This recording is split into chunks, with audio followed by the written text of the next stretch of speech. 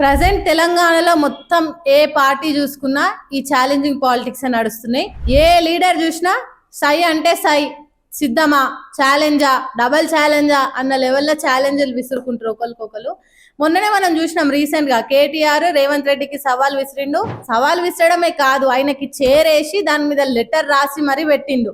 రేవంత్ రెడ్డి వస్తాడా, ఇచ్చిండుగా సవాల్ విసిరిండు కదా నాకు రేవంత్ రెడ్డి, మరి నేను వచ్చినా రేవంత్ రెడ్డి ఎందుకు రాలే అన్నట్టు ఆ రోజు ప్రెస్ క్లబ్ లో చేరేసి మరి ఆ రోజు అంత రచ్చ జరిగిపోయింది. ఇప్పుడు అదే కేటీఆర్ కి సీఎం రమేష్ నుంచి ఛాలెంజ్ వచ్చింది. మరి ఈ ఛాలెంజ్ ని కేటీఆర్ యాక్సెప్ట్ చేస్తాడా?